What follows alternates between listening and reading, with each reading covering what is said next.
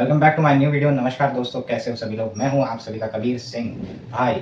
आप मेरे भाई और आप मेरी बहन। तो क्या कर रहे हो और कैसे हो। मेरी वीडियो में अगर क्लिक किया है तो आज मैं आपको सिखाऊंगा क्लास 10th के मोस्ट इंपॉर्टेंट डायग्राम्स, और वो भी किस बुक के, साइंस बुक के। तो हिला देंगे, झुला देंगे और रुला देंगे किसको, मोस्ट इंपॉर्टेंट डायग्राम्स को। तो वीडियो को लाइक करो और पूरी वीडियो को देखो। हमारा फर्स्ट डायग्राम होने वाला है रेस्पिरेटरी सिस्टम। किसका? ह्यूमन रेस्पिरेटरी सिस्टम का। मैंने अपनी साइंस की एनसीईआरटी बुक ली है जिसमें डायग्राम्स हैं, वो सारे आपको सिखाऊंगा बनाना, ठीक है।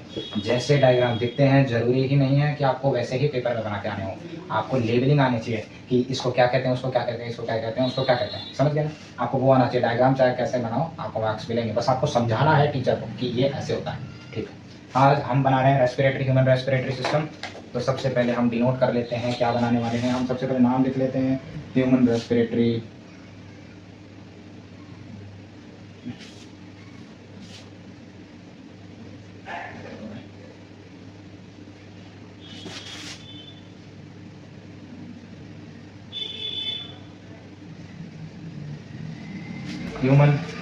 सिस्टम।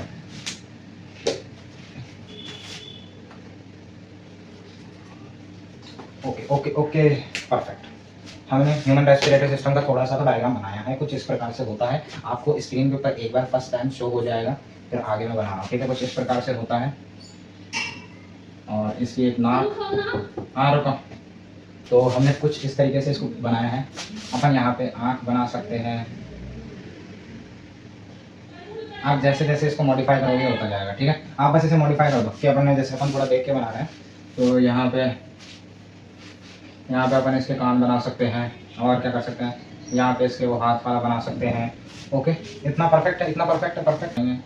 हम यहाँ से यूं करके यूं करके यूं करके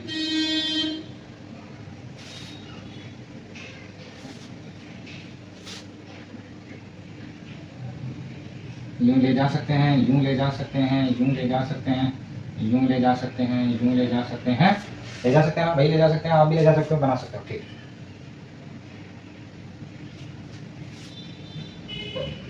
अब क्या करना है, यूं यूं हो जाएगा, यूं हो जाएगा और यूं हो जाएगा और यूं हो जाएगा, बिल्कुल परफेक्ट हो जाएगा।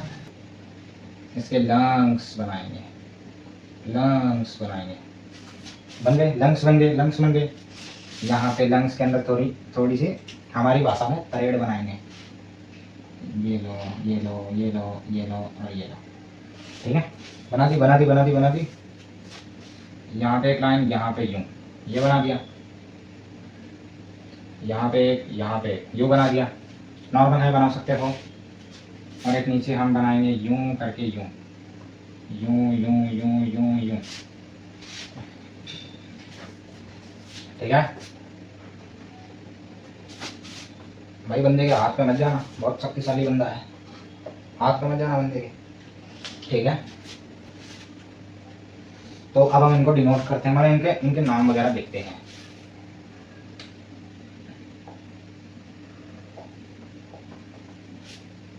ठीक है, तो सबसे पहले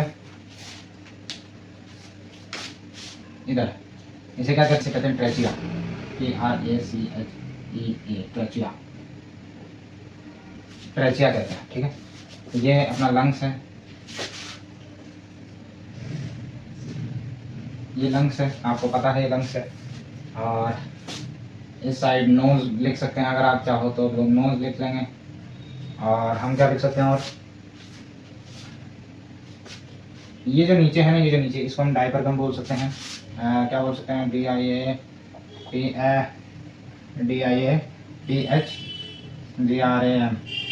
डायपरगम, डायपरगम, ठीक है। बोल सकते हैं, बोल सकते हैं, बोल सकते हैं। और इसको दोनों को इधर हम ब्रोंकाई बोल सकते हैं, bronchi, left and right ब्रोंका, left and right bronchi, तो हम ब्रोंकाई लिख देंगे, लेफ्ट एंड राइट ब्रोंकाई। उसको भी मान लेना, तो दोनों को ऐड करके लिख देना, ठीक है। Left and right bronchi.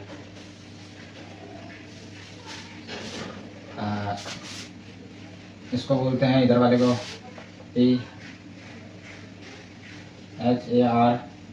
PHARYNAX, friends, अगर वाले को बोलते हैं लैर्नेक्स, LARYNAX लैर्नेक्स। ठीक है, ये कुछ इस प्रकार से होता है ह्यूमन रेस्पिरेटरी सिस्टम। समझ में आया? ह्यूमन रेस्पिरेटरी सिस्टम का डायग्राम। नोज है, नोज है, नोज है। ठीक है, ह्यूमन रेस्पिरेटरी सिस्टम नोज है। ये हमारा पूरा लंग्स है दोनों। इसके अंदर क्या है, इसको डायफ्राम बोल सकते हैं। ये हमारा लंग्स है। इधर ट्रेचिया होता है, ये हमारी नोज है। ये फेर्नेक्स है, ये ब्रोंकाई है इधर, और इधर दोनों को ब्रोंकाई बोल सकते हैं, और इसे लैर्नेक्स बोल सकते हैं। तो दूसरे डायग्राम की तरफ बढ़ते हैं हम। ये 10वीं क्लास में आ सकता है, इंपॉर्टेंट भी है। ठीक है, तो बस दूसरे डायग्राम की तरफ बढ़ते हैं। डायग्राम है open and closed stomatal pore का।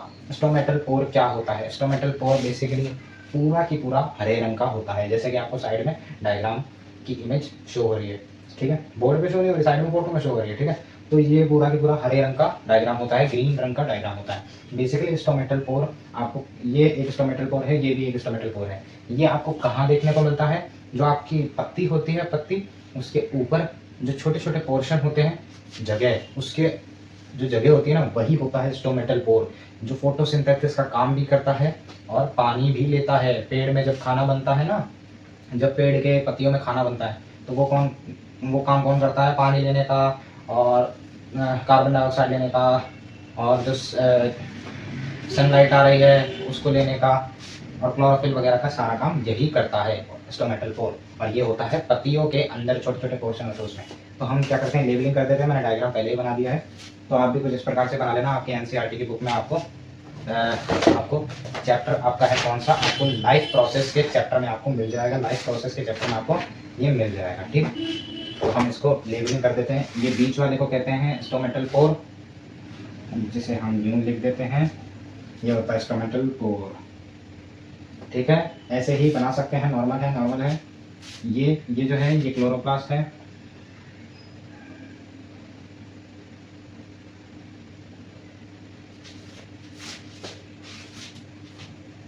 ये क्लोरोप्लास्ट हो गया ये। और ये मैं ऐसा नहीं कह रहा कि क्लोरोप्लास्ट इसके अंदर रेड कलर का ही होता है, वो मैंने बस आपको दिखाने के लिए कि आपको समझ में आ जाए कि ये कुछ अलग चीज़ है इसमें दिख रही है। जो ये क्लोरोप्लास्ट, मैंने आपको इसको बता दिया, ये क्लोरोप्लास्ट मान सकते हो आप। और ये वाला और ये वाला, इन दोनों, इसको इस पूरे को, इस अंदर जो ये पूरा है, इसको हम बोलते हैं guard cell, GUARD, guard cell, guard cell, guard cell. इसको ये पूरे को, अंदर के पूरे को हम गार्ड सेल बोलते हैं। ठीक है, ठीक, गार्ड सेल बोलते हैं। ये जो ब्लू वाला है, हम इसे न्यूक्लियस कह सकते हैं, न्यूक्लियस कह सकते हैं, बिल्कुल न्यूक्लियस इसे कह सकते हैं। ठीक है, ठीक है। इसके अंदर भी वही लेबलिंग है जो इसमें है, इसके अंदर भी वही लेबलिंग है जो इसमें है। तो सारी चीज़ें बिल्कुल सेम है, तो आप समझ जाओ कि इसके अंदर क्लोरोप्लास्ट कौन सा है, और न्यूक्लियस, गार्ड सेल और स्टोमेटल पोर कौन सा है। ठीक है, अब बात करते हैं ओपन एंड क्लोज्ड स्टोमेटल पोर की, कि क्या है, कौन सा है इसमें से। ओपन स्टोमेटल पोर कौन सा है? ये वाला है, ये ज़्यादा ओपन हो रहा है। और क्लोज्ड वाला, ये वाला क्लोज्ड है। ये क्यों ओपन है और ये क्यों क्लोज्ड है? बेसिकली जब पेड़ अपनी पत्तियों के पोर्शन में पानी को अंदर लेता है ना, बेसिकली ये जब अपने पानी, इसके देखो, ओपन स्टोमेटल पोर में इस बीच में पानी जाएगा, ये पानी लेगा। जब पेड़ पानी लेगा, तो पेड़ जब पानी लेगा तो क्या होगा, इसके अंदर चल जाएगा, तो भर जाएगा, तो ये ओपन हो जाएगा। तो ये ओपन हो गया। जब पत्तियां पानी छोड़ेंगी, जब पेड़ पानी को छोड़ेगा खाना बनाने के बाद, तो वो बंद हो जाएगा, तो उसे कहेंगे क्लोज स्टोमेटल पोर। और जब वो खाना बना लेता है, तो उसके साथ साथ जब वो बाहर पानी को छोड़ता है, बाहर छोड़ता है, तो क्या निकलता है साथ में? ग्लूकोज और ऑक्सीजन निकलता है। ग्लूकोज एंड ऑक्सीजन निकलता है, तभी हम लोग ऑक्सीजन लेते हैं, समझे। तो अब डायग्राम नंबर 3 बनाते हैं। डायग्राम नंबर 3 है human excretory system. Human excretory system diagram आने के बहुत ज़्यादा चांस है आपके पेपर में, 10th क्लास के पेपर में, क्योंकि 9th क्लास के पेपर में भी आया था, 8th क्लास के पेपर में भी आया था, तो 10वीं में भी आएगा। ठीक है, अरे ये क्या ले लिया, समझाने वाला औजार कहाँ है। बेसिकली मैंने आपके सामने बना दिया है ह्यूमन एक्सक्रीटरी सिस्टम का डायग्राम। ये डायग्राम आपको कहाँ देखने को मिलेगा, ये किसके शरीर में होता है? ये बेसिकली मेल के शरीर में होता है। ठीक है, ये मेल के शरीर में होता है। तो ये तो ह्यूमन रेस्पिरेटरी सिस्टम का डायग्राम समझाता हूँ। इसको इसको क्या बोलते हैं, इसको इसको इसको किडनी बोलते हैं, बेसिकली किडनी बोलते हैं। आपने सुना भी होगा किडनी का नाम, ठीक है। तो ये होगी लेफ्ट किडनी। मेरी तरफ से देखो तो ये लेफ्ट हैंड, तो लेफ्ट साइड की किडनी ये रही, राइट हैंड राइट साइड की किडनी ये रही, ठीक है। ये क्या होता है, ये होता है यूरिथ्रा। यूरिथ्रा यूरिथ्रा क्या काम करता है, तो यूरिथ्रा जब आपके टॉयलेट आती है ना तो उसको निकालने में काम आता है, ठीक है। जो आपका टॉयलेट आता है ना उस जगह को, उस रास्ते को हम लोग यूरिथ्रा बोलते हैं, जहाँ से टॉयलेट आता है, ठीक है। इसको बोलते हैं यूरिनरी ब्लैडर।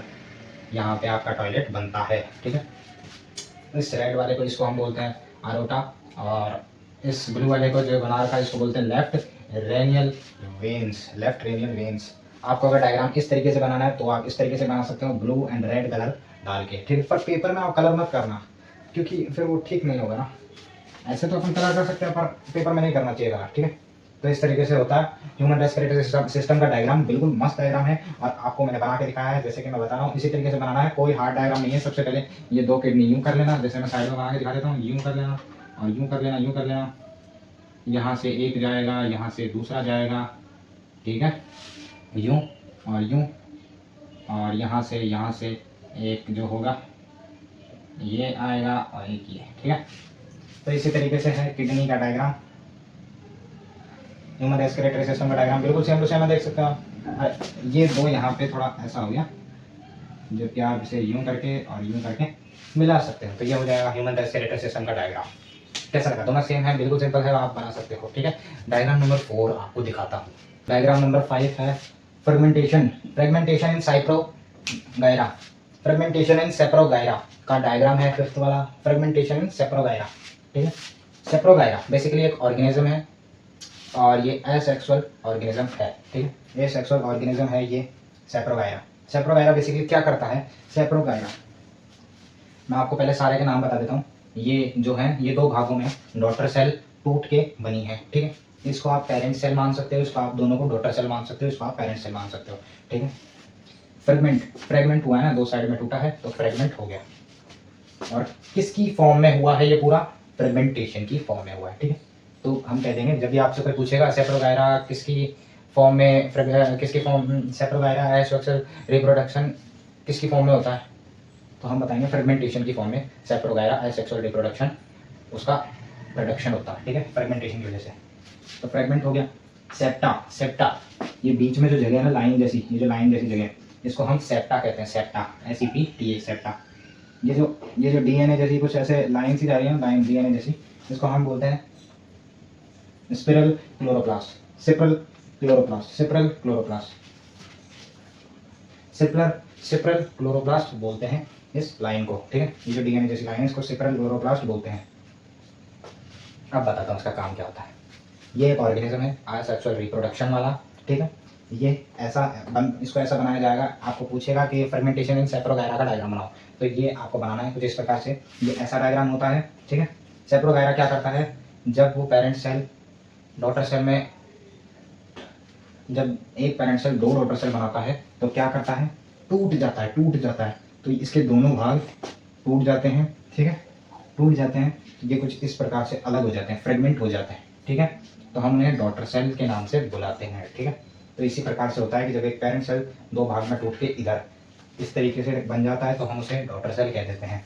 तो कैसा लगा, चलो सिक्स्थ डायग्राम बनाता हूँ। अभी जो मैं डायग्राम बनाने वाला हूँ उस डायग्राम को आपको देखने से पहले ये चीज़ समझ जानी चाहिए, ठीक है। ये चीज़ आप समझ लो उससे पहले। ऊपर जो लिखा हुआ है उसकी तरफ ध्यान मत दो, वो पिछले डायग्राम का है, ठीक है। अगला डायग्राम का जो अभी बनाने वाला हूँ उससे पहले आप ये चीज़ समझ लो, फिर वो आपको अच्छे तरीके समझ में आ जाएगा। क्या चीज़ है, एक छिपकली बनाता हूँ, ठीक है, छिपकली, ठीक है।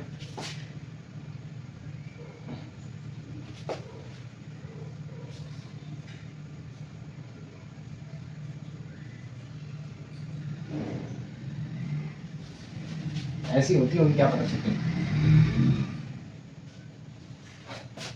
अरे ये कुछ मछली जैसी बना दी, पर आप टेंशन मत लो।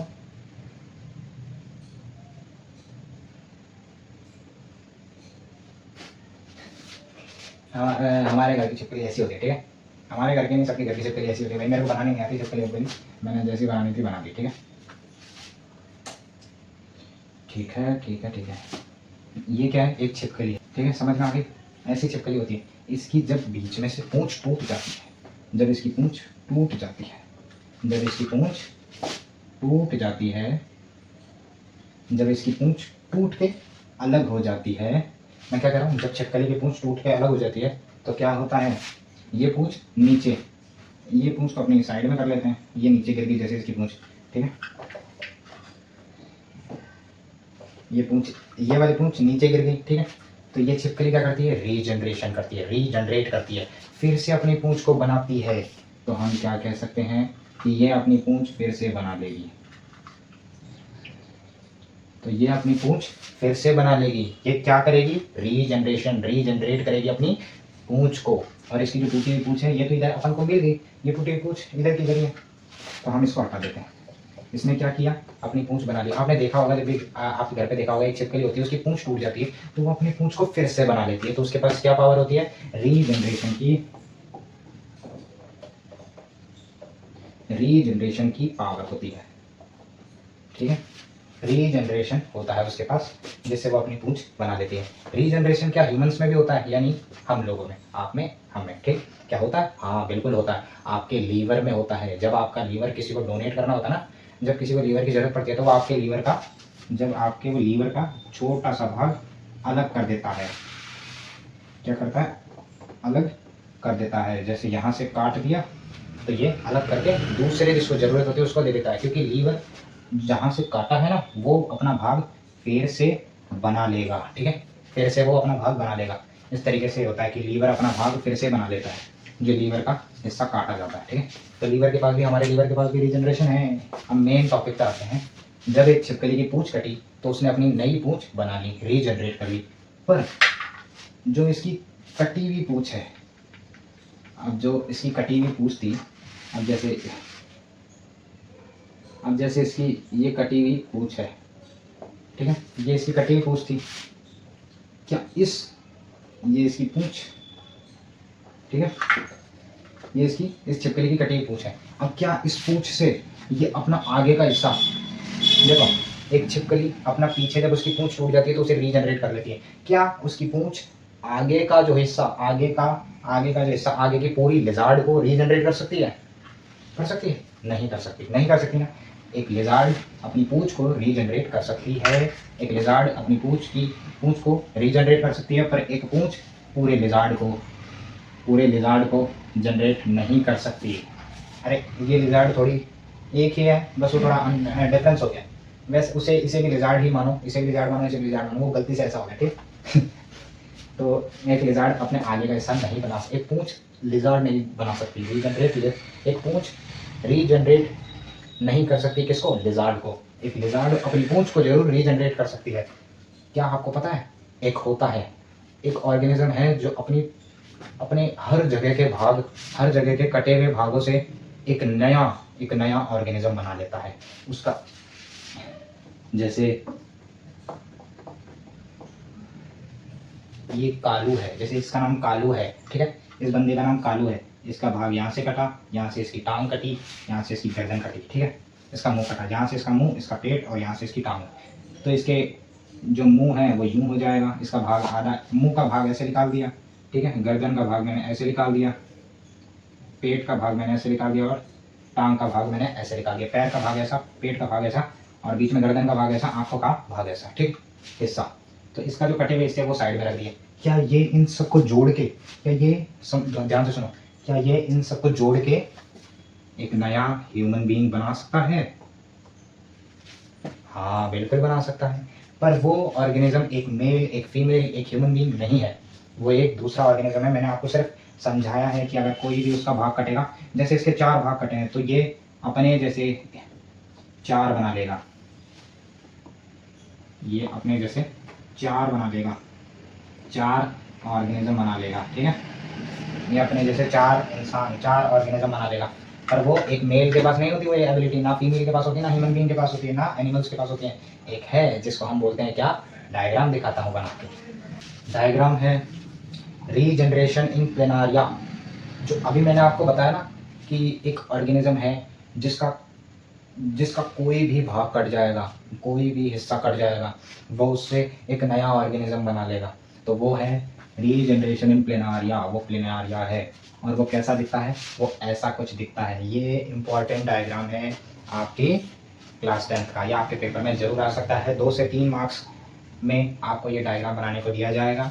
तो क्या लिखना है, इंपॉर्टेंट लिखना है इस डायग्राम को, क्योंकि ये जरूर आएगा, 100% चांस है आने के। ये हर बार आता है 10th क्लास में। ये हमारा प्लेनारिया है, जो प्लेनारिया कुछ इस प्रकार से दिखता है।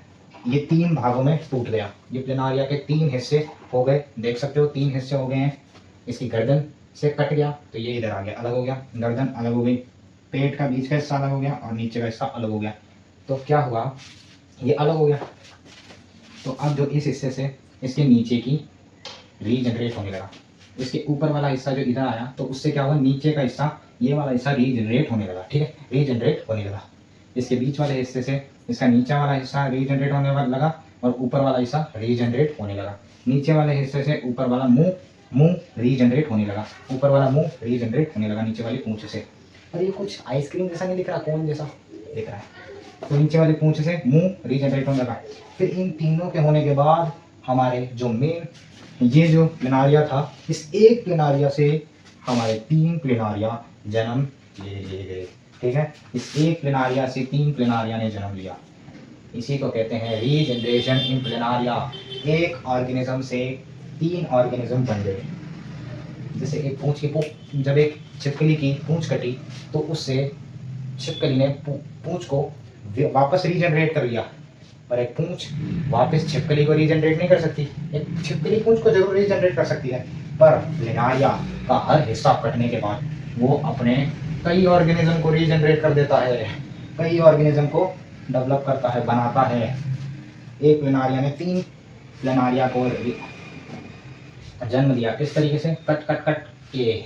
अगर एक प्लेनारिया कट गया, 3 भागों में कटा, 3 भागों से क्या हुआ, 3 तरीके के प्लेनारिया बन गए। तो यही है regeneration in planaria. Budding in hydra. Budding in hydra क्या होता है, हरा हरा दिख रहा है, हरा हरा दिख रहा है। आपको पता भी है बडिंग इन हाइड्रा का डायग्राम बहुत इंपॉर्टेंट होता है बेटा, भाई साहब, भैया जी, बडिंग इन हाइड्रा का डायग्राम बहुत इंपॉर्टेंट होता है और सिंपल भी होता है, ऐसा है। ठीक, ये डायग्राम आपको हर बार 10वीं में देखने को मिलता है। तो बडिंग इन हाइड्रा, हाइड्रा हरे रंग से क्या पता चल रहा है, ये ह्यूमंस में होता है या फिर प्लांट्स में होता है, मैं बताता हूँ, आप कमेंट करो उससे पहले। ठीक है, चीटिंग मत करना। हरा रंग का है तो आप सोच रहे हो प्लांट्स में होता होगा, नहीं, ये ह्यूमंस में भी नहीं होता, ये ह्यूमंस में भी नहीं होता, ये प्लांट्स में भी नहीं होता। बेसिकली ये समुद्र में होता है। ये एक जानवर है, ये एक ऑर्गेनिज्म है जो समुद्र में होता है और गहरे समुद्र में होता है। बेसिकली ये किस तरीके से एक नए हाइड्रा को जन्म देता है वो बता देता हूँ मैं आपको। एक बेबी हाइड्रा होता है, एक बेबी हाइड्रा होता है, वो क्या करता है, वो उसकी यहाँ से थोड़ी थोड़ी पूंछ निकलती है बाहर, ये देखो थोड़ी सी बड़ी हुई। ठीक है, ये जो पूंछ निकल रही है, ये जो पूंछ निकल रही है, इसको हम क्या बोलते हैं, इसको हम बोलते हैं क्या, बड बोलते हैं, बड बडिंग इन हाइड्रा। ठीक है, तो इसको हम बड बोलते हैं, बड। तो एक बेबी हाइड्रा से एक बड़ी थोड़ी सी पूंछ बड़ी हुई, जिसको हम बड बोलते हैं। फिर एक हाइड्रा, फिर हाइड्रा में थोड़ी और बड बड़ी हुई, आ रहा हूँ। तो एक हाइड्रा में फिर इस हाइड देखो, इस छोटी बेबी हाइड्रा का थोड़े आगे वाला जो बड है वो थोड़ा बड़ा हुआ, फिर हाइड्रा का बड तो और बड़ा हुआ। फिर क्या हुआ, वो बड जो था छोटे वाला, ये जो छोटे वाला बड था ये बाहर निकल गया। ठीक है, ये जब हाइड्रा बड़ा हुआ ना तो इसने क्या किया, इसने एक नए ऑर्गेनिज्म को जन्म दिया इस बड के द्वारा और नया हाइड्रा आया उससे। तो हम ऐसे इसे ही बडिंग इन हाइड्रा कहते हैं। ठीक है, तो इस तरीके का डायग्राम आपको बनाना है कि एक बेबी हाइड्रा होगा, फिर एक हाइड्रा फिर वो हाइड्रा बड़ा होगा जिसका बड भी बड़ा होगा, और फिर हाइड्रा और बड़ा होगा जिसका बड भी और बड़ा होगा। फिर बड़ा होने के बाद जब हाइड्रा बड़ा हो जाए तो उसकी एक बेबी हाइड्रा यानी एक न्यू हाइड्रा बाहर निकल जाएगा, तो उससे एक नया हाइड्रा जन्म लेगा। ठीक है, और ये जो ऊपर जो ऐसे धागे जैसे ऊपर ये बना रखे हैं, ये बाल जैसे, ये क्या है, ये है टेंटिकल्स बोलते हैं, इसको याद रखना। ठीक है, तो न्यू डायग्राम, एक और नया डायग्राम आपके सामने प्रकट करता हूँ। तो हम डायग्राम नया डायग्राम लेके आ चुके हैं। डायग्राम का नेम है male reproductive system. Male reproductive system का डायग्राम हमने बना दिया है। बेसिकली ये रिप्रोडक्टिव सिस्टम सिर्फ मेल के पास होता है। ठीक है, मेल रिप्रोडक्टिव सिस्टम से आपको पता चल रहा है ये रिप्रोडक्टिव सिस्टम सिर्फ मेल के पास होता है। ठीक है, फीमेल रिप्रोडक्टिव सिस्टम बनाऊंगा वो सिर्फ फीमेल के पास होगा, ना कि मेल के पास। ठीक है, तो ये सिर्फ मेल के पास होता है। तो ये जो चीज़ है इसको हम बोलते हैं पेनिस। पेनिस बोलते हैं, ये सिर्फ मेल के पास होता है, ठीक है।